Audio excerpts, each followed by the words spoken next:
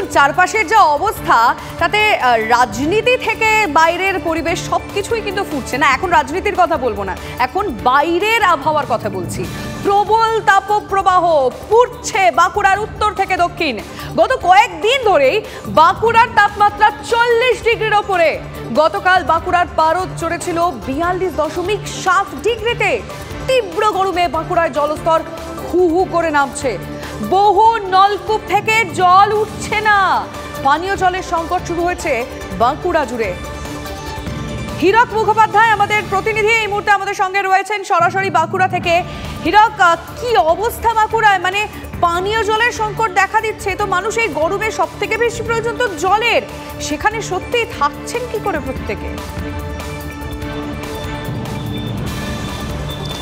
একেবারে অত্যন্ত ভয়ঙ্কর অবস্থা বলতে যা বোঝায় তাই। একেবারে গত 7 দিন ধরে যদি দেখা যায় তাহলে দেখা যাবে যে বাঁকুড়ার সর্বোচ্চ তাপমাত্রা, সেই সর্বোচ্চ তাপমাত্রা 40 ডিগ্রির ওপরে রয়েছে। এবং গতকাল বাঁকুড়ার সর্বোচ্চ তাপমাত্রা কার্যত রেকর্ড করেছে 42.7 ডিগ্রি সেলসিয়াসে পৌঁছে গিয়েছিল। এবং আজ সকাল থেকে সেই তাপমাত্রা কিন্তু বজায় রয়েছে এবং আজকে তাপমাত্রা আরও বেশ কিছুটা বাড়তে পারে, অন্তত আবহাওয়া দপ্তরের তেমনটাই পূর্বাভাস। আজ সকাল থেকে লু বইতে শুরু করেছে। আমি একটু রাস্তাঘাটের ছবিটা দেখাতে চাইবো। এখন তুমি দেখতে পাচ্ছ 12:30 বাজে, রাস্তাঘাট কার্যত ফাঁকা। যারা নিতান্ত কাজ নিয়ে রাস্তায় বেরিয়েছেন, যারা বাড়ির বাইরে পা রেখেছেন, তারা কার্যত মুখ চোখ ঢেকে বেরোতে হচ্ছে তাদের, কারণ প্রবল লু বইছে, তার সঙ্গে প্রবল তাপমাত্রা। তবে শুধু তাই নয়, তার পাশাপাশি অন্যতম বড় আশঙ্কার জায়গা সেটা হচ্ছে এই প্রবল গরমে হু হু করে মাটির নিচের জলস্তর ক্রমশ নামতে শুরু করেছে। তার ফলে বাঁকুড়া জেলার বিভিন্ন প্রান্তে, মূলত জঙ্গলমহল এলাকায়, সেখানে কিন্তু বহু নলকূপ সেগুলি বিকল হয়ে পড়েছে। নদী নালা খালবিল শুকিয়ে একেবারে কাঠফাটা হয়ে পড়েছে। এই পরিস্থিতিতে সামান্য পানীয় জলটুকু সংগ্রহ করতে রীতিমতো হিমশিম খেতে হচ্ছে সাধারণ মানুষকে।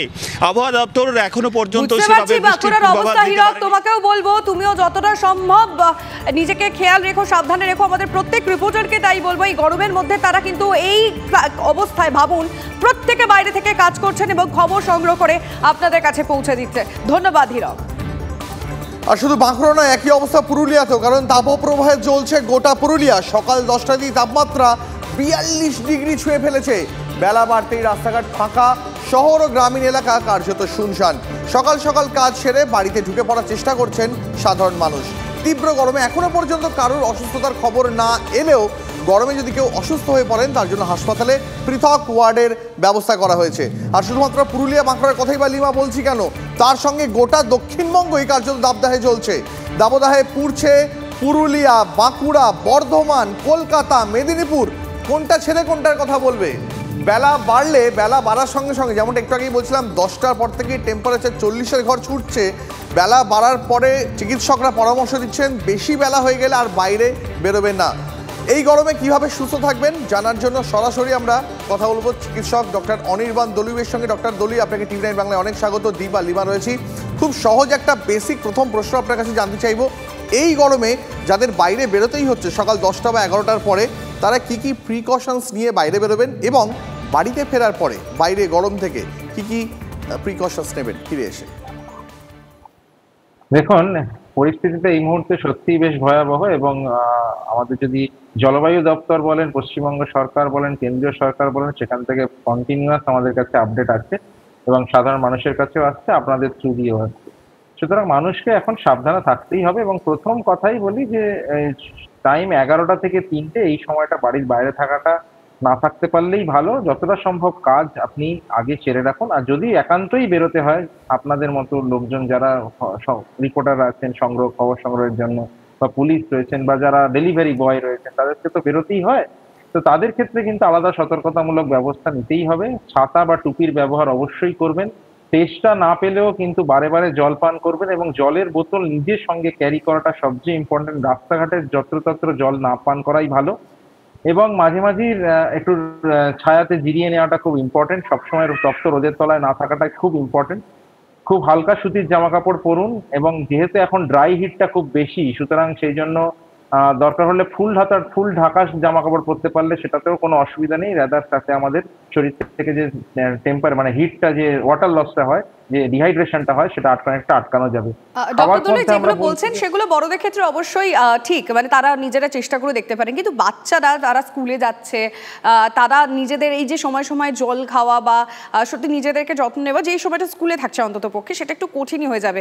সেক্ষেত্রে মানে অভিভাবকরা কোন কোন দিকগুলো একটু নজর রাখলে বললে ভালো হয়? প্রথমেই বলি যে স্কুলের ছুটি কিন্তু খুব শিগগিরই পড়তে চলেছে, সুতরাং এটা আমাদের দিক থেকে ডাক্তার এবং বিভিন্ন শিক্ষাকর্মী তাদের সবার দিক থেকে একটা অ্যাপিল ছিল যে ছুটিটা এগিয়ে নিয়ে আসা হোক। তো রাজ্য সরকার সেই ছুটিটা এগিয়ে নিয়ে আসছে, এটা খুব ইম্পর্টেন্ট। কেননা যখনই এই হিটের যে আমরা ওয়েভ চালু হয় তখন কিন্তু এই ছুটিগুলোর খুব প্রয়োজন হয়, কেননা বাচ্চাদের ক্ষেত্রে সত্যিই বাচ্চা এবং বয়স্ক তারা সত্যিই ভালনারেবল। সুতরাং বাচ্চাদের ক্ষেত্রে আমরা আলাদা করে বলবো যে যতটা সম্ভব জোর করেই জল পান করাতে হবে। এটা কিন্তু বাড়ির অভিভাবক থেকে স্কুলের টিচার সবারই কিন্তু এটা দায়িত্বের মধ্যে পড়ে। অল্প অল্প করে বারে বারে করে জল পান করাতে হবে। জলের মধ্যে বাচ্চাদের ক্ষেত্রে একটু ওআরএস মিশানো জল বা একটু ফ্রুট জুস, যেটাকে আমরা বলি, যেটা প্রসেসড ফুড নয়, নর্মাল সত্যিকারের যে ফলগুলো থাকে সেখান থেকে যে রস বার করা হয় সেরকম ফ্রুট জুস, এগুলো কিন্তু বাচ্চাদের জন্য খুব ভালো। বা দইয়ের ঘোল যেটাকে আমরা বলি, এগুলো বারে বারে পান করাতে হবে। বাচ্চাদের ক্ষেত্রে এই রোদের মধ্যে খেলা বা বিকেল বেলাতেও যদি আমরা খেলতে পাঠাই তাহলে কিন্তু সেটা একটু মাথায় রাখতে হবে যে ডিহাইড্রেশন কিন্তু বাচ্চাদের খুব কমন একটা ইলনেস এই সময়। তো এবং যখন তখন আমরা বাইরের খাবার, বাইরের আইসক্রিম ধরুন, বাইরের কিছু ঠান্ডা জিনিসপত্র এগুলো খেয়ে এটা ঠান্ডা গরমের থেকে সর্দি লাগা সেটাও হতে পারে, আবার পেটের ইনফেকশনও হতে পারে। তো সেইগুলো বয়স বাবা মাদের কিন্তু অত্যন্ত খেয়াল রাখতে হবে।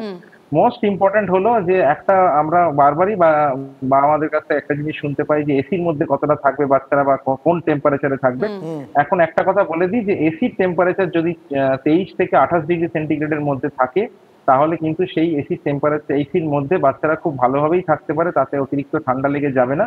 শুধুমাত্র এসি থেকে যখন বের করবেন বাচ্চাকে বাইরে, তখন এসিটা বন্ধ করে 5 মিনিট অন্তত ওয়েট করে তারপরে করবেন, যাতে টেম্পারেচার চেঞ্জটা খুব দ্রুত না হয়। এবং বাচ্চাদের ক্ষেত্রে একটু ময়েশ্চারাইজ করতে হবে স্কিনটাকে, কারণ ওদের খুব দ্রুত ওয়াটার লস হয় শরীরের বিভিন্ন অংশ থেকে, এবং ড্রাই হয়ে গেলে আরো বেশি হয়। বুঝতে পেরেছি। আপনাকে অনেক ধন্যবাদ ডক্টর দুলই আপনার পরামর্শগুলো দেওয়ার জন্য, এবং আশা করছি অভিভাবকরা এবং অবশ্যই বড়রাও যারা রাস্তায় বেরোচ্ছেন প্রত্যেকে আপনার পরামর্শ মাথায় রাখবে। অনেক ধন্যবাদ আপনাকে।